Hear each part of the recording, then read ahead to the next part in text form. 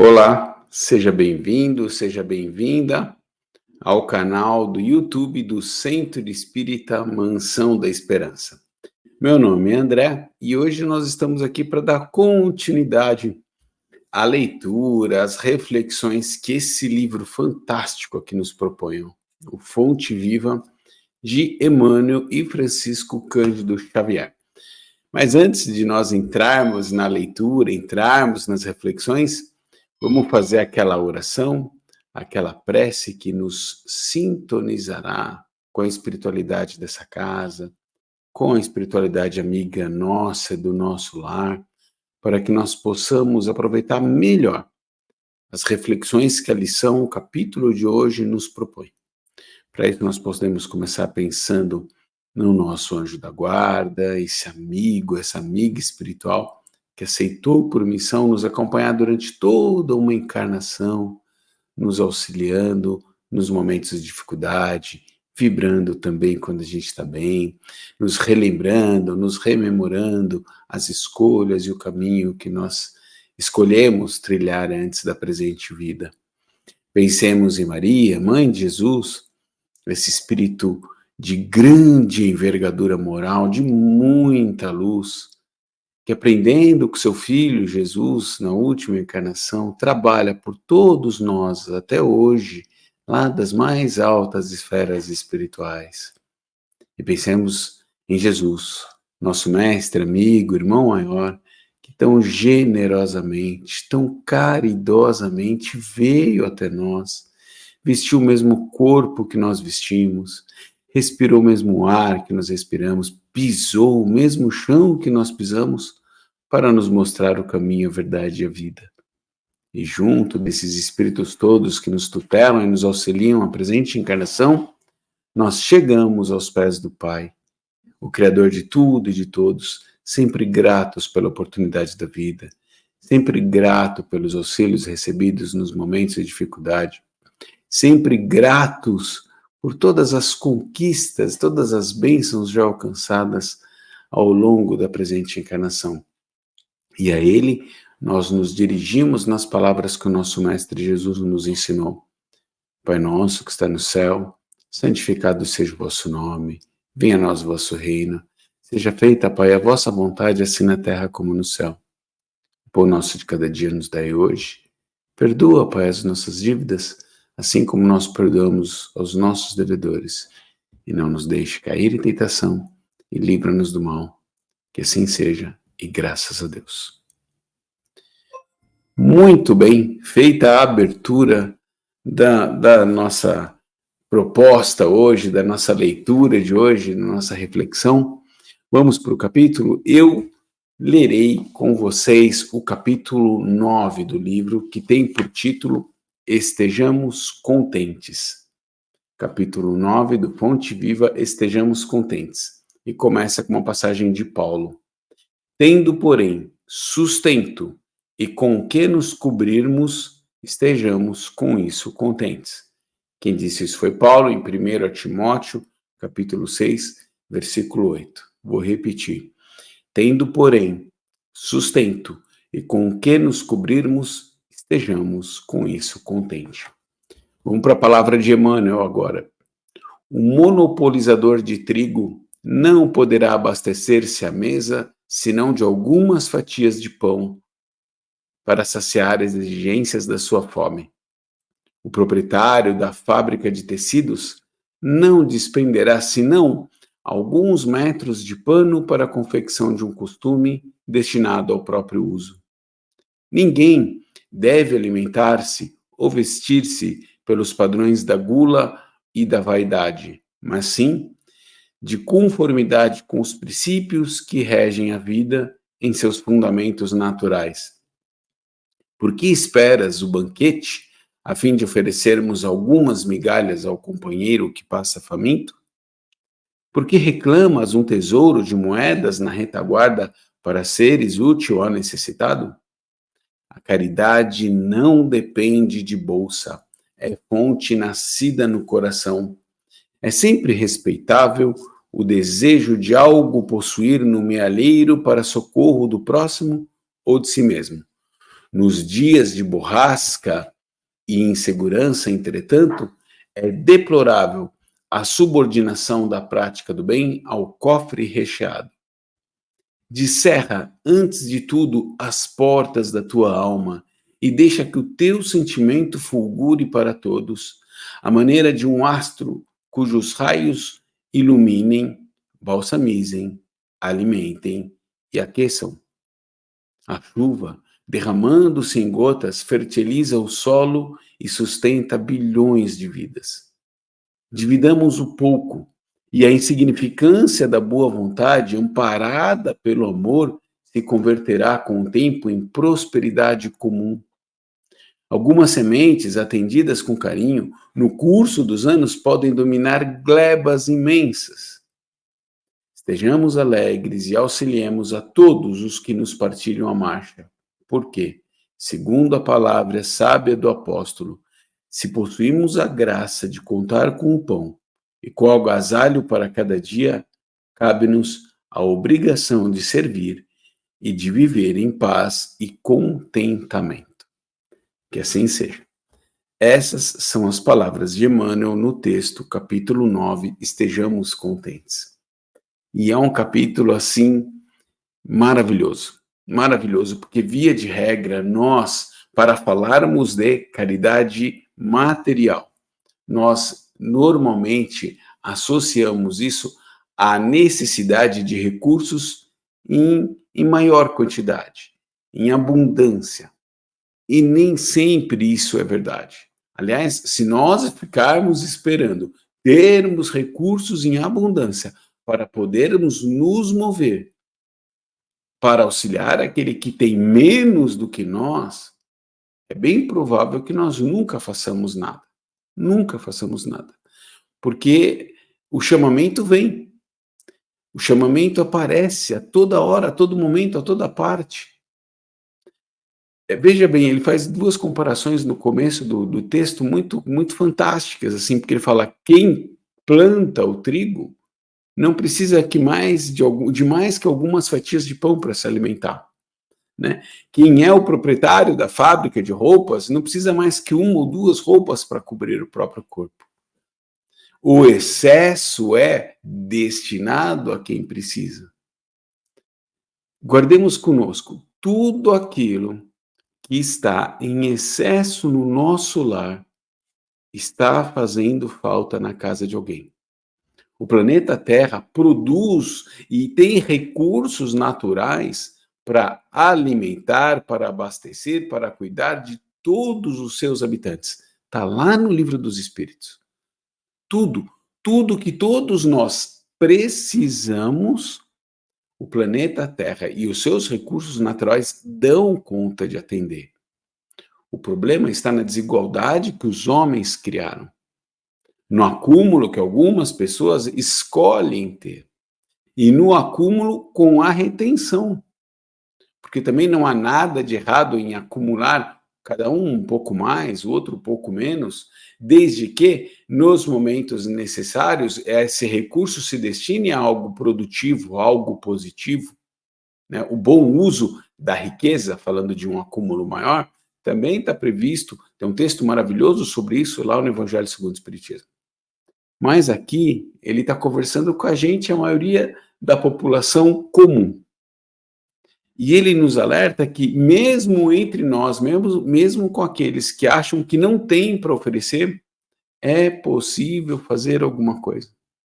É possível fazer alguma coisa. Não precisamos esperar acumular. Não é necessário isso. Repito, se nós abrirmos os nossos armários, se nós abrirmos os nossos guarda-roupas e nós separarmos o que há de excesso nele, isso é o suficiente para cobrir o corpo ou para alimentar uma outra pessoa. Em maior ou em menor quantidade, todos nós podemos fazer isso. Uma coisa é separar o que nós precisamos daquilo que nós queremos.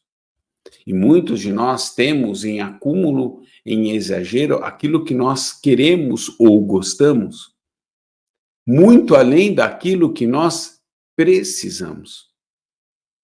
esse equilíbrio é importante e é necessário de ser buscado. Os bons exemplos nós aprendemos o tempo todo. Paulo nos dá um fantástico nesse texto. Né? Se nós, vou repetir Paulo, hein? Eu já falei 2 vezes, mas faço questão de falar a terceira. Tendo, porém, sustento e com o que nos cobrirmos, estejamos com isso contentes. Vou lembrar Jesus lá no Sermão do Monte. Olhai para as aves do céu, olhai para os lírios do campo. Né? As aves não produzem nada e, no entanto, nada falta a elas. Estou falando nas minhas palavras. E os lírios do campo, que também de nada produzem nada, fazem para si próprios, têm mantos ainda mais bonitos que o rei Salomão. Então, nada falta aos filhos de Deus. O que nós vemos, o que nós enxergamos de injustiça social nesse planeta Terra é fruto do egoísmo do homem, é fruto da ganância. E nós tendemos a pensar nisso no grande volume, mas é importante e fundamental que nós olhemos para aquilo que cada um pode fazer. Esse texto aqui, quem está lendo sou eu. Então, eu tenho que aplicá-lo à minha vida. Vocês que estão acompanhando, que estão lendo ou que escutaram ele comigo, têm que aplicar ele na sua vida, na sua condição. Emmanuel, quando escreveu esse texto, não falou assim, esse texto aqui é só para quem ganha acima de 1 milhão. Ele não escreveu isso. Ele escreveu esse texto para todos. Então, para todos nós cabe uma reflexão. Todos nós podemos, mais uns, menos os outros, fazer alguma coisa por aquele que precisa. Eu vou recorrer a um texto, vou sair um pouco do Fonte Viva, mas é um texto muito bonito escrito pelo espírito de André Luiz, no livro O Espírito da Verdade. É um livro que é uma coletânea de mensagens de outros espíritos, um grupo de espíritos, recorrendo diretamente a lições do Evangelho segundo o Espiritismo. Então eles pegam lá um capítulo, um item, e um desses espíritos escreve um texto sobre ele. E André Luiz escreve um texto nesse livro que chama Caridade e Você. Eu não vou ler ele aqui, porque o foco hoje é o Estejamos Contentes. Mas André Luiz faz uma proposta muito interessante, de uma questão muito prática que cabe a qualquer pessoa que está vendo ou ouvindo esse vídeo agora. André Luiz propõe que nós peguemos a 5ª parte de tudo que nós temos ou vamos usufruir e transformemos isso em doação. Na prática, se você tem 10 pares de calça no seu guarda-roupa, você pode doar 2. Se você tem 10 camisas ou 10 camisetas, você pode doar 2. Se você ia sair 5 vezes para passear com a sua família, ir no shopping, tomar um sorvete, assistir um cinema, comer um lanche, você pode pegar o 5º passeio e converter em auxílio para quem está precisando.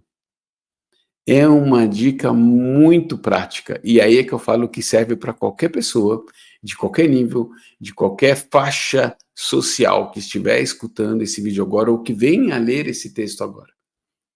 A 5ª parte. Pega a 5ª parte de tudo que você tem e depois reflita sobre aquilo, se aquilo de verdade vai fazer falta para você. Será que não está sobrando? Será que se você abrir o guarda-roupa hoje, não vai descobrir que tem uma peça de roupa lá que faz 2 anos que você não usa? Será que ela não poderia ter uma utilidade melhor para quem não tem isso? E olha, eu vou ler uma outra frase de Emmanuel aqui, que eu gravei na hora que eu estava lendo, e falei, preciso recobrá-la, retomá-la. Olha o que ele fala. Dividamos o pouco e a insignificância da boa vontade, amparada pelo amor, se converterá com o tempo em prosperidade comum. A prosperidade está no exercício da caridade. Prosperidade não é acumular, né, desenfreadamente bens. Não, eu venci na vida. Eu tenho não sei quantas casas, quantos carros, isso e aquilo. Tenho sempre o celular da última moda. Né? Nós vivemos num mundo que nos estimula o consumo. E isso, muitas vezes, nós caímos nesse erro. Nós vamos além do necessário. porque queremos nos comparar com os outros, porque queremos ter sempre o melhor, via de regra para que alguém veja, né? Eu quero o melhor carro para mim, para o meu conforto, mas se ele for mais bacana que o do meu vizinho, melhor ainda. A roupa, a camisa que me veste, né, pode ser de uma loja comum, popular, e se for uma loja de marca, ela vai vestir o meu corpo do mesmo jeito. Mesmo tecido, vai me cobrir, vai ter botão, vai ter bolsa, vai fechar e pronto, cumpriu a sua função. E aí, às vezes, nós corremos atrás e despendemos muito tempo, dinheiro e energia com coisas superficiais, supérfluas, desnecessárias. Então, esse equilíbrio é fundamental para que nós aprendamos, porque se ficar esperando o momento ideal para fazer alguma coisa, meu Deus, talvez nunca chegue, porque a gente nunca vai estar contente. A relação nossa, espíritos imortais, com a materialidade é uma das provas mais difíceis que todos nós temos, em maior ou menor grau. Querer, acumular, correr atrás, conquistar, né? Infelizmente, nós associamos isso a sucesso na vida, né? A pessoa com sucesso na vida é aquela que conquistou bens materiais. Quando nós aqui que militamos nessa doutrina, sabemos que isso tem a menor das importâncias dentro daquilo que o espírito se propôs a vir viver no planeta Terra. Nós viemos aqui buscar valores morais para nós continuarmos crescendo e continuarmos na nossa caminhada evolutiva. Valores morais, não valores materiais. É isso que nós, espíritos mortais, pedimos nessa oportunidade terrena que nós vivemos agora. Aí chega aqui e a gente se distrai com as questões materiais e aquilo que a vida oferece. Um dos melhores exemplos que a maioria de nós vai lembrar aqui é o nosso querido Francisco Cândido Xavier, que fez muito, que trabalhou muito, que recebia numa mão e dava na outra. A cena do relógio, que a maioria de nós assistiu no filme, é simbólica nesse sentido. Ele nem queria receber, mas ao receber numa mão, imediatamente ele pega e dá com a outra. A mesma coisa ele fez com toda a sua obra, com os livros. Dedicou-se, serviu, e não ficou e não acumulou um único centavo disso para seu uso e gozo pessoal, porque não precisava. Ele viveu com todos os recursos necessários, viveu bem, graças a Deus, e por muitos e muitos e muitos anos, vivendo as provinhas, as expiaçõezinhas que ele precisava passar, mas muito bem, sem amealhar nada além daquilo que ele precisava, não aquilo de que talvez até ele quisesse. Acho até que não queria, porque estava num nível diferente do nosso. Tá bom? Essa é a reflexão que essa lição nos propôs. Esse é apenas o ponto de vista que eu consigo oferecer diante daquilo que eu li.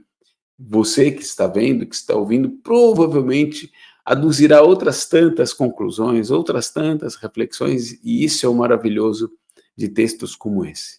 Num grupo de 5 pessoas entenderão e perceberão ele de um jeito diferente.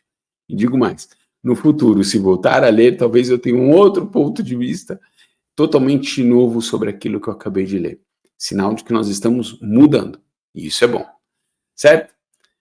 Agradeçamos apenas, nesse momento, nesse final desse trabalho, agradeçamos a oportunidade que nós tivemos aqui, de nascermos na presente encarnação, que nós todos nos lembremos do propósito a que essa vida se oferece, do acúmulo dos valores morais, dos valores espirituais, e não do acúmulo dos bens materiais.